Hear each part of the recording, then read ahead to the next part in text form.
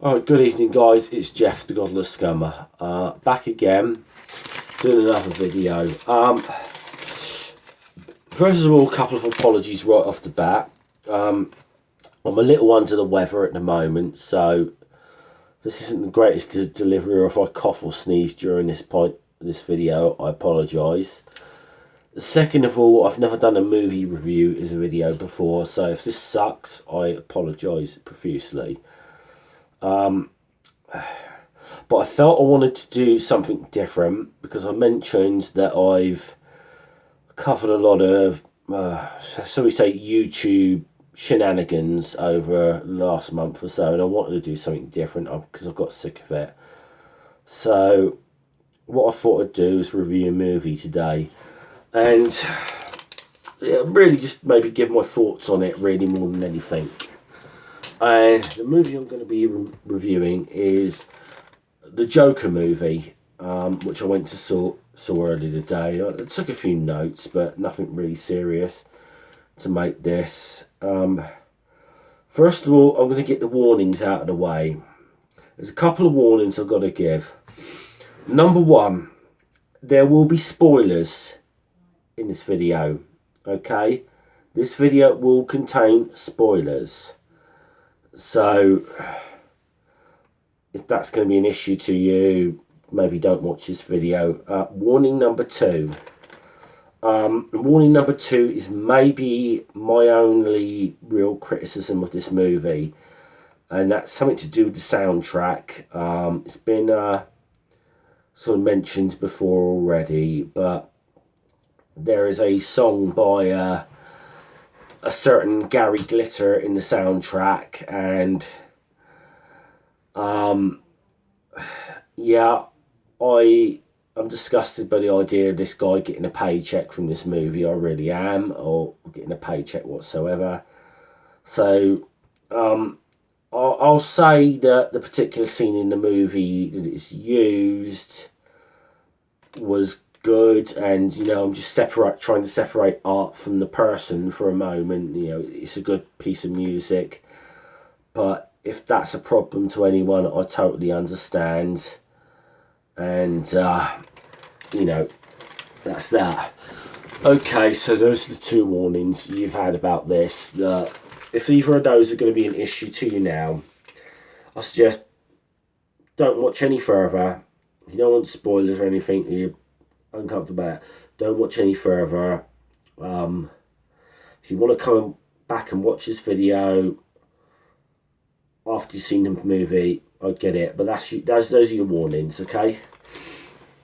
So a lot to unpack with that movie, and I just wanted to maybe give some thoughts and observations on it. First of all, let's talk about some of the performances and the kind of story with this. Oh dear. Now, I was a massive fan of the 2008 Dark Knight, and if I just move this a second, let me just show you what I've got up on the wall there. So you got Harley Quinn there, obviously also Deadpool, but if you look there, got a very large picture of Heath Ledger's Joker on my wall, which will probably give you a bit of an idea of how much I loved that movie and what I obviously thought of Ledger's performance. And I really didn't think there's been a lot of great people that played the Joker over the years. There'd be Jack Nicholson, Cesar Romero, Jared Leto, and mustn't forget Mark Hamill, because his stuff in the animation stuff was brilliant, by the way. His take on the Joker was fantastic as well. So it's a very difficult role to do, but I think Joaquin Phoenix, he nailed this. He's on a par with Ledger to me, at least. And Ledger is my favourite Joker, but I think Joaquin Phoenix is on that level, without a doubt. He put in a fantastic performance, in my opinion. And other good performances. I mean, Robert De Niro's in the film. He's generally good anyway. I mean, the guy's just, he is generally good, just a good actor anyway.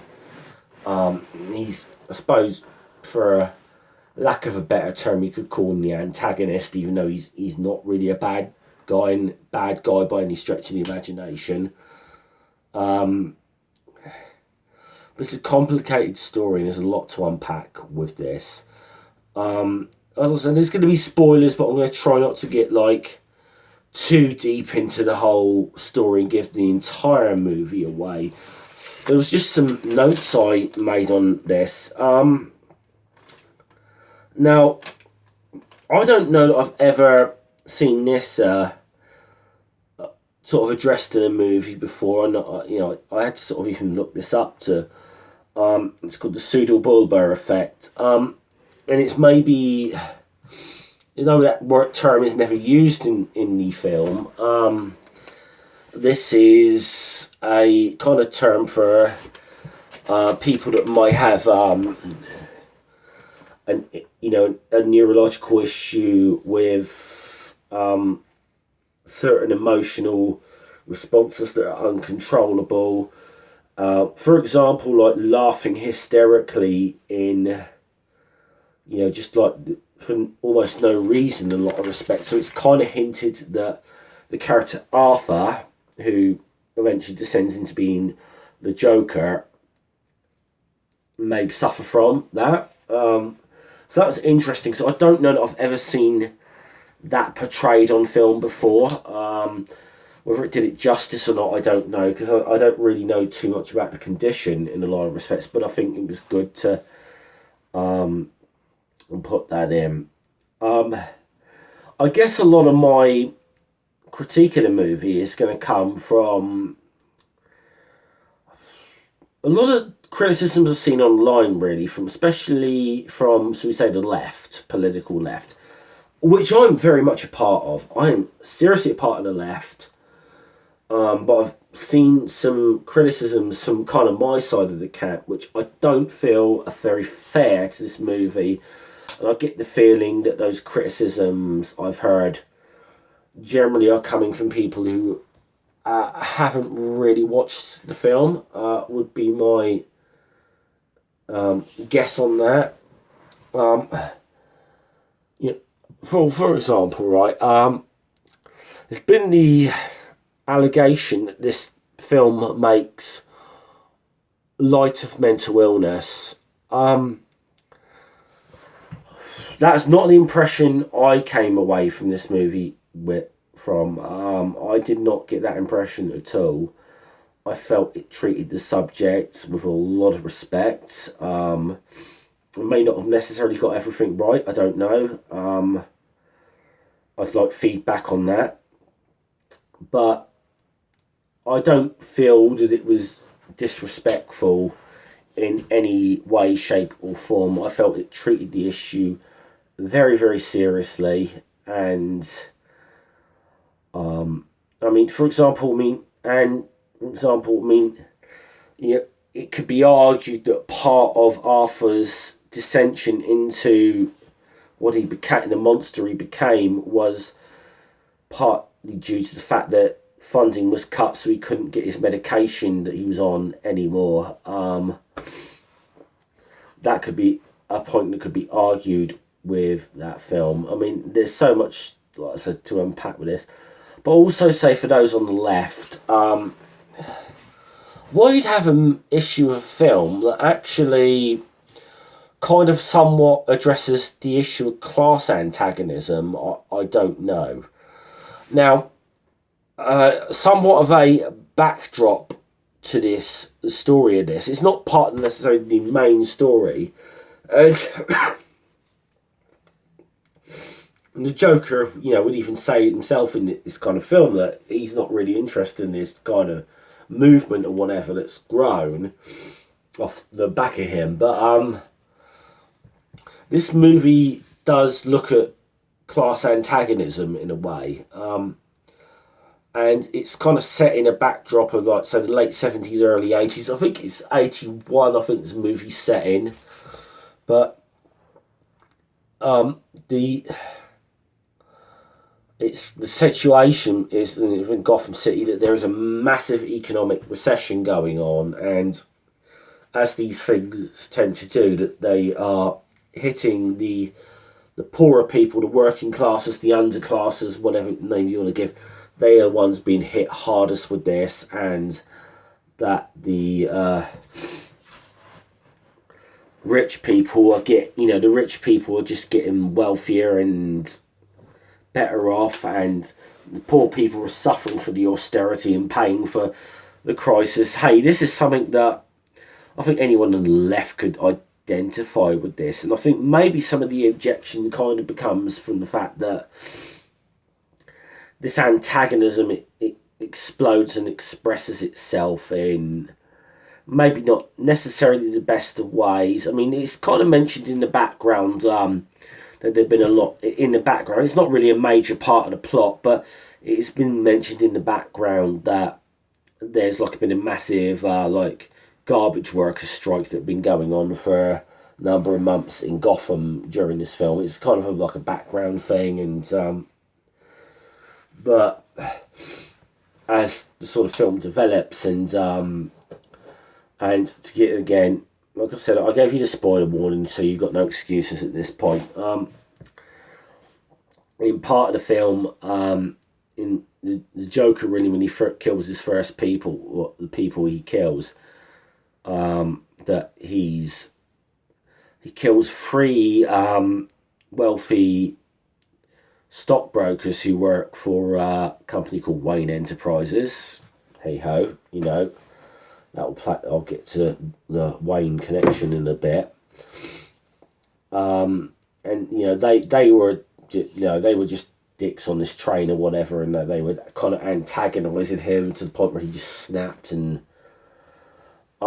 yet in certain ways he was, even though he ran from the scene, but there was just stories about a guy in clown makeup or whatever that had killed these three wealthy stockbrokers, and a lot of the protests against the wealthy people, including the Waynes in this, the protesters were all wearing clown masks and makeup and so on, and so there was a story about class antagonism, and I can see some of the objections certain people might have on the left. Why are they kind of supporting that's not very good because they're supporting a psychopath or whatever, or a killer. But we've got to actually remember that class antagonism and class revolt doesn't necessarily always come out in the very most purest of forms. I mean, if you think of the kind of sort of like throughout history, the way certain people in the working class may have treated certain gangsters or whatever that they see as kind of Robin Hood figures, whether it be like in Colombia Pablo Escobar, or maybe even here in Britain maybe the Cray twins or something like that. That's not, even though these people aren't necessarily what you call great class warriors to the working class, you could see why people kind of identify with them if there is kind of that element of class antagonism, that hey, we're going to stick up for these people even if they are breaking the law because we hate the system, we hate that's, I think the film kind of somewhat explores that, and I think it's a very noted point that a lot of people I know on the left have this kind of delusion that the class struggle always breaks forward in this kind of very puritanical kind of form or whatever. It doesn't, it really doesn't in a lot of cases. So I thought I'd say something about that. I'm gonna change gears a little bit and talk about some relation to certain comic books that I noted within the film. There was some, those of you who are comic book fans and watch this, there was maybe a tiny little shout outs to the Alan Moore book, The Killing Joke, which is, I suppose, is sort of a Joker origin story to a degree. And part of this, the whole thing with the Joker is, in the book The Killing Joke, that he was a struggling stand-up comedian. That aspect is kind of explored in that, and Also, Frank Miller's book, The Dark Knight Returns, there's a little kind of call out to that. And there's kind of one of the crescendos of the movie where the Joker's on a talk show and he murders the show host or whatever live on TV. That's similar to something that happens in the book The Dark Knight Returns by Frank Miller. So there's some little good call outs to certain graphic novels within that. So which I appreciated. But I think one of the things I really appreciated a bit, and some people didn't really, when I told them I was good, just didn't really want me to talk about this, but I kind of felt like I had to. And I've given the spoiler warning out, so if anyone's watching at this point, you can't get mad at me now. So that's kind of the ambiguity with the story, certainly at the end, and some of the little twists and turns. I'll say something. This film is going to spawn so many fan theories that it's going to be unbelievable. I think it's... Now, for example, let's say, well, probably about halfway through the movie, the character of Arthur, who becomes the Joker, he reads this letter that his mother sent to Thomas Wayne, the billionaire Thomas Wayne, and he's reading halfway down. She mentioned something about our son needs your help or something. I can't quite remember what exactly it was, but the implication there being is that maybe the Joker and Batman are half brothers is kind of the implication. Although that's left ambiguous because when the issue's confronted, there's kind of also an element that the Joker's mother may have been suffering from delusions as well and may have fabricated this story. We don't really know, and that's a great thing in itself, that there was just the teaser of that thought maybe put in there. It's going to be, like I said, it's going to be great for spawning fan theories. This. But at the end, it kind of ends in a mental hospital, or Arkham Asylum, or whatever it is. And you wonder, in a sense, of whether this guy Arthur really is the Joker, or whether he's suffering from a delusion where he's imagines this whole scenario of himself being the Joker. And the ending is very ambiguous, which I love that, because there's always been a certain element, even with books like The Killing Joke, which was a Joker origin story, there's always been a certain element of mystery to the Joker's origins, and there's a whole number of different origins that are attributed to the Joker. That's something I kind of appreciated, in the sense that the comic book fans, they didn't totally dishonour that. As a comic book fan, they didn't dishonour that whole, well, who is this guy really? And so I appreciated that.